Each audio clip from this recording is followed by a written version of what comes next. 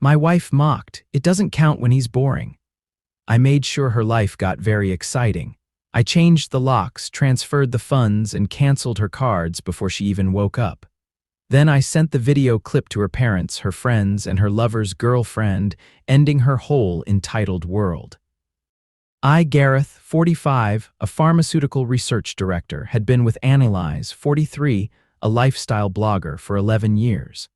We had been married for 8. We lived in San Diego, California.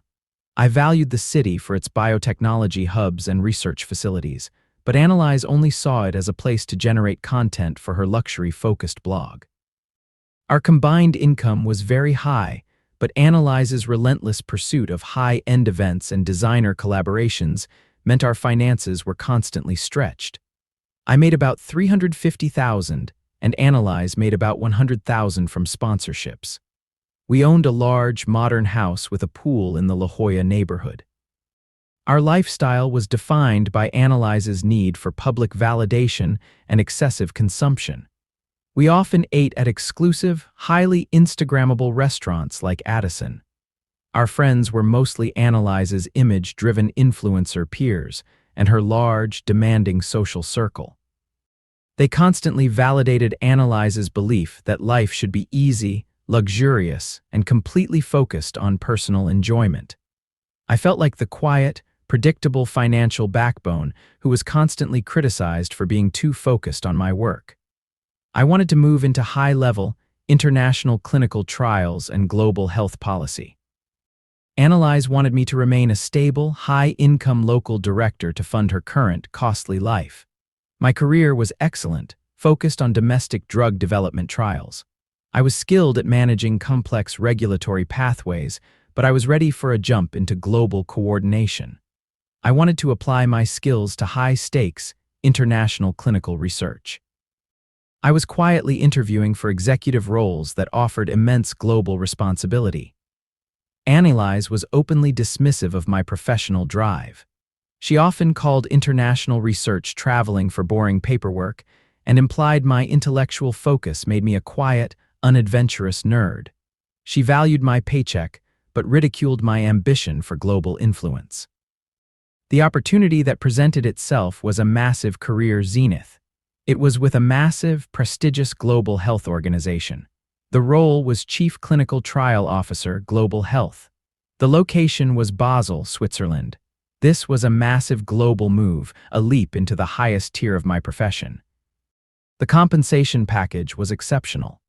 The base salary was $780,000 annually, with substantial tax advantages due to the specific international posting structure. They included an immediate, substantial signing and relocation bonus of $220,000. The benefits included fully paid, luxury executive housing, private travel, and a guaranteed annual performance bonus of 40%. This was the opportunity that secured immense purpose, global influence, and undeniable financial power. I decided to present the offer to Annalise over a quiet weekend. I was proud of the offer. I thought the Chief Clinical Trial Officer title and the massive money would finally earn her respect. "Annalise, look at this. I got the offer. It's the top role." "Global clinical trials," I said, showing her the formal offer packet. She was reviewing proofs for a major luxury brand collaboration. She barely looked up from her computer. "Another lab job, Gareth. Is this one actually glamorous, or is it still just about endless compliance checks?" "I need drama, not paperwork," she asked, sounding annoyed. "It's Chief Clinical Trial Officer, Global Health, with a major international organization. The location is Basel." She scanned the salary figure. Her eyes widened, but the excitement was immediately overshadowed by cold disapproval. $780,000. That's an absurd figure. But Basel? Gareth, that's thousands of miles away. My entire brand is tied to this market. My sponsors are here. I can't just throw that away for your quiet obsession with global policy. This is an opportunity to manage life-saving clinical trials across the world. You could run a highly exclusive blog from Europe. We would be financially set for life. This is about real purpose and global impact. Purpose that makes you unavailable and boring. My social life is here. My visibility is here. You expect me to throw away my successful career and my fabulous life for a title in a tiny, quiet country. You always prioritize your noble mission over my social status. Just say no, Gareth. I'm not moving." She tossed the packet aside. Her contempt was clear.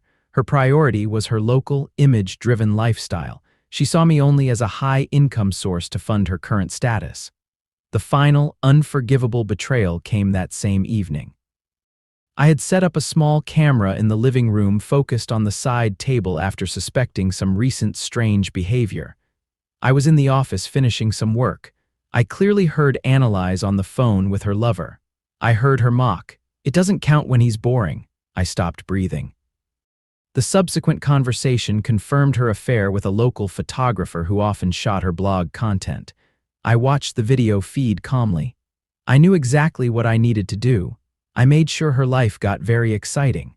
I changed the locks, transferred the funds, and canceled her cards before she even woke up. Then I sent the video clip to her parents, her friends, and her lover's girlfriend, ending her whole entitled world. Update 1. I did not say no to the Global Health Organization. I accepted the offer immediately the next morning. I signed the contracts and secured the massive relocation package. Her casual cruelty, her infidelity, and her public ridicule would not define my future. My operational plan began that very morning, executed with quiet, rational focus. The weeks that followed were filled with external chaos, but I remained calm. Annalise woke up to canceled cards and a locked front door. She was furious. She assumed I was having a jealous rage over the phone conversation she'd had. I tried once more to discuss the job offer, acting as if the money would sway her. "The executive housing in Basel is already secured. We need to begin the international bank transfers and visa process," I said during a brief, monitored phone call. "We are not starting anything, Gareth. You are acting like a lunatic. Stop pressuring me into this boring drug job. Focus on letting me back into the house and giving me access to my money," she replied sharply. "This is Chief Clinical Trial Officer. It's the pinnacle of global health research. It's financial and intellectual freedom. It's a boring, clinical job in a tiny country. My friends agree. You need to focus on me and my brand here. Stop using your job as an excuse to escape. You are so predictable, Gareth." She repeated the dismissive lines often. Her friends, who were now receiving the video of her affair, quickly jumped in to mock me, reinforcing her narrative that I was having a mental breakdown. Tasha, her closest blogging friend, sent me a text. "Gareth, seriously, what is wrong with you? Basel? Annalise is right. You need to wait for her. It's so much more important to prioritize your marriage over some temporary promotion," Tasha asked, feigning concern. "This promotion is Chief Clinical Trial Officer, Tasha. It's 780,000 tax advantaged. It's global health strategy," I explained. "Global strategy? You're trading a fabulous, content-rich life for a complicated title and sterile labs. Annalise should be your priority. You should listen to her. You are being selfish." "I'm trading a life of superficial consumption for a life of purpose and lasting security." "That is not selfishness," I replied, blocking her number. Their collective scorn only confirmed my rational choice. I was leaving a world of fake glamour. My preparation became meticulously detailed. First, I secured my finances completely. I spent hours with an expert international financial advisor. I opened a new private wealth management account in Liechtenstein. I changed my direct deposit information. I routed my entire paycheck, including the 220,000 signing bonus, into the new secure account. I was creating a robust financial wall. I created a precise audit of all our joint debts, which were substantial, and the limited equity in the house. Next came the logistics. I spent my evenings finalizing the Basel details. The firm was providing a magnificent, fully paid, detached executive house in the Rehen area. It was fully furnished and secured. I secured the long-term lease entirely in my name. I used my vacation days for a quick final trip to Basel, claiming I was attending a mandatory industry conference in New York. I finalized all the housing and logistics. I started separating our belongings. I had already put all of Annalise's items into a climate-controlled storage unit, paid for 3 months in advance. I changed the locks on the house. I boxed up my specialized research equipment, my professional library, and all my personal documents. I shipped the boxes directly to Basel using the organization's relocation allowance. Annelies had no idea what was gone. I secured my visa, work permits, and all the required residency documentation for Switzerland. My focus at work was absolute. I secured a flawless recommendation from my current firm. The key moment came with the complete circulation of the video. The clip was short, focused entirely on her confession and the identity of her lover. I had provided it discreetly to her parents, her closest friends, and the girlfriend of the photographer. The fallout was immense and entirely public within her circle. Her lover's relationship ended. Her sponsorship deals began to collapse. I filed the divorce papers immediately, citing irreconcilable differences and providing the video evidence of infidelity. My lawyer served her the papers the same day I sent my final note. I was already at the airport, waiting for my flight to Basel. I left a brief, formal letter taped to the door. It instructed her to contact the lawyer and informed her that all her personal property was in a specific storage unit. Update 2. Annelies was served the divorce papers and found my note about the storage unit the same day. I was already in the air, on my way to Basel. The formal divorce complaint filed by my lawyer cited her repeated contempt for the marriage and the documented evidence of her gross infidelity. It confirmed my new role as Chief Clinical Trial Officer in Basel. My lawyer was instructed to handle the divorce with absolute speed and finality. Her initial, raging anger was extreme. She sent me a barrage of hostile emails and texts, unaware of the full scope of the video distribution. "You are a monster, Gareth. That video is revenge porn. I will sue you for everything. I'm going to ruin your career. You are a cold, emotionless machine," she wrote. "That was just a stupid comment at the party. You are destroying my brand and my livelihood over a mistake. I will make you pay," she screamed on another message. I allowed my lawyer to reply once, explaining that the video was legally obtained evidence of infidelity and that all financial decisions were made based on sound legal advice.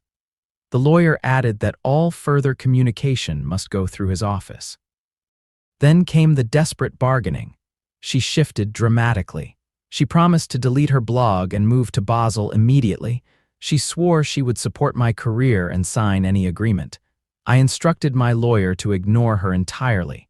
This was followed by a brief period of manipulative depression. I heard through mutual friends that she was posting cryptic, heartbroken messages online. She claimed I was mentally abusive and abandoned her for a strange, meaningless job. Her entire social sphere was collapsing due to the video evidence and the professional fallout. Finally, the spike of pure anger returned. She hired a top divorce lawyer. She threatened asset claims for half my salary. My lawyer, armed with my extensive financial documentation and the definitive evidence of her infidelity, easily rebutted her claims. All my major assets, the tax-advantaged salary, the signing bonus, the executive housing, were acquired post-separation and legally separate. Her legal threats faded quickly. She got nothing but half the debt she created and the limited equity in the house. My moving day was quiet and completely absent of conflict. I was already working in Basel. Annelies was reportedly staying with her sister. I felt a profound sense of liberation. The noise of her life was finally gone. My new life in Basel was intellectually stimulating. The city was structured, globally connected, and dominated by major pharmaceutical and health organizations.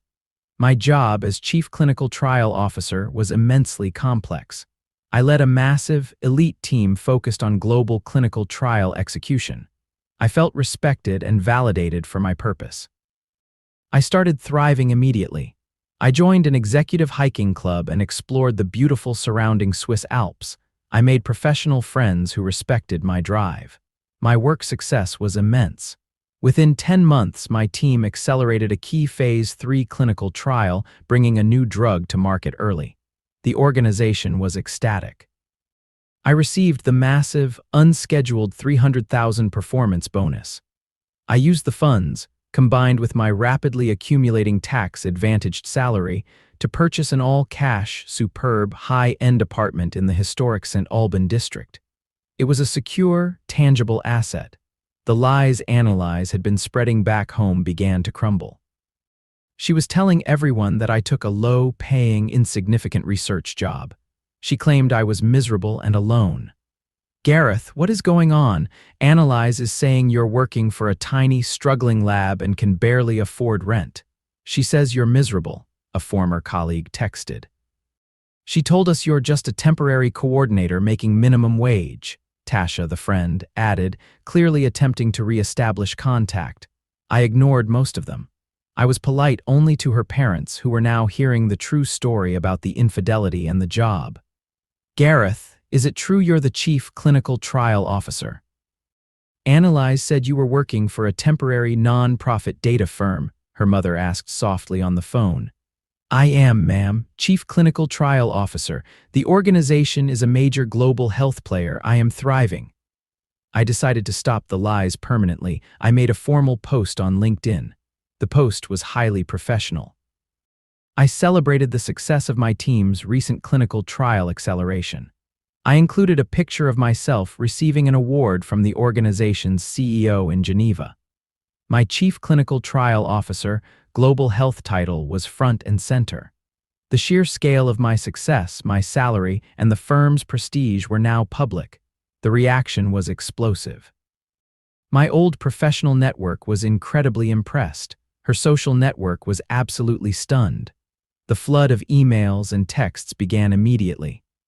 "Chief Clinical Trial Officer, Gareth, Annalise told us you were just running data entry. I'm so sorry we believed her," an old colleague wrote. "I apologize, Gareth, we all believed her. She painted you as an emotionally unstable failure. You look amazing," her former friend confessed. Her family also reached out. They acknowledged that Annalise's version of events was completely false. They validated my decision. 5 months after the LinkedIn post, she showed up in person. She used her last remaining funds to fly to Basel. I was leaving my office complex. A rental car pulled up to the curb. Annalise stepped out. She looked strained, but she was trying to project confidence. "Gareth, I flew all this way. I had to see you, Chief Clinical Trial Officer. I had no idea. The apartment is beautiful," she said, rushing toward me. "You didn't know because you chose to believe I was boring. That was easier than respecting my ambition. You publicly stated our marriage doesn't count and then committed infidelity. That contempt is why the relationship is over," I replied, my voice steady. "I've changed, Gareth. I saw my mistake. I'm ready to move in. I can start a local blog here. I'll support you completely. I want this life with you." "You want this life. You don't want me. Do you remember what you said about me being boring? Do you remember the video? You claimed you weren't ready to commit to my future. Now that my future is financially successful and globally prestigious, you are suddenly ready to commit to it." Annalise insisted she was genuine. "I love you, Gareth. I miss us." "You miss this," I said, looking at the Global Health Organization's building. "You don't miss me. The divorce is final. The answer is no." I rejected her firmly. She escalated legally immediately. Her lawyer sent letters trying to claim a share of my European assets. All shut down logically by my lawyer. The evidence of infidelity, the clean financial break, and the timing of the acquisition made her claims baseless. X launched a social media campaign. It backfired. Mutual friends called her out. Even allies turned against her. 1 year later, I was thriving fully. My salary was now over 900,000 with bonuses. I had purchased a second investment flat in Zurich. My career was accelerating. I was in a stable, respectful relationship with Petra, a brilliant international regulatory affairs manager. Our relationship was based on shared intellectual curiosity and mutual respect. X admits regret in final message, says sorry. I received one final short message from Annalise. It was a direct message on an older platform. "I was wrong. I see that now. I truly regret treating you like I did. I am sorry." My reply was polite but short. It was the only thing required for closure. "I accept your apology, Annalise. I wish you well." Final update. I was back in the United States for a major global health conference in Boston. My professional profile was immense. I received an unexpected phone call from Annalise's mother, Mrs. Lowe. She asked if I could meet her and Annalise's father, Mr. Lowe, for a quick private dinner. I agreed. I respected them greatly. We met at a quiet, upscale restaurant. They looked profoundly disappointed and sad. They immediately addressed the issue. "Gareth, we saw your profile. It's incredible. We are immensely proud of what you've built," Mr. Lowe said. "Thank you, sir. I appreciate that very much." We wanted to apologize. "Not for her, but for ourselves," Mrs. Lowe continued, her voice filled with regret. "We raised her to prioritize the visual, the effortless, and the superficial. We taught her to dismiss any ambition that required quiet, intellectual focus. We should have supported you. We enabled her belief that she was entitled to only the glamorous life. She lost everything: her marriage, her social standing, her financial cushion, because of her infidelity and her contemptuous arrogance. She threw away a world-class life for a cheap affair and a social image," Mr. Lowe added, shaking his head. "We just wanted you to know that we finally understand. You are an exceptional man. We are sorry we didn't treat you like one." Their apology was sincere and heartfelt. It was the final, complete validation of my decision. It confirmed that the values I was ridiculed for, my analytical rigor, my dedication to global health, my commitment to long-term success, were the correct ones. I accepted their apology gracefully. I told them I held no resentment towards them. I wished Annalise well and hoped she would find her path. I walked away from the meeting feeling a deep, quiet sense of resolution and profound peace. My life now is a testament to the core lesson of this entire experience. Never let a partner use contempt to control your ambition. Annalise's betrayal and mockery were rooted in her own narcissism and her greedy attempt to maintain her shallow social life. She wanted me to remain a predictable financial resource. I learned that the only way to respond to that level of contempt is through decisive, surgical action. I did not engage in emotional conflict. I simply executed my plan for professional and personal freedom. My escape was not an act of revenge, but an act of self-reclamation. The revenge was simply the visible, undeniable difference between her collapsed life and my global, professional zenith. She lost everything she valued: status, wealth, and security, by calling me boring. I am not an emotional man. I am a rational man. I created a new life that is incredibly successful, profoundly meaningful, and grounded in mutual respect with Petra. I am leading global health policy. My career is at its peak. I am happy. I am peaceful. I am fulfilled. I built this life. I earned this life.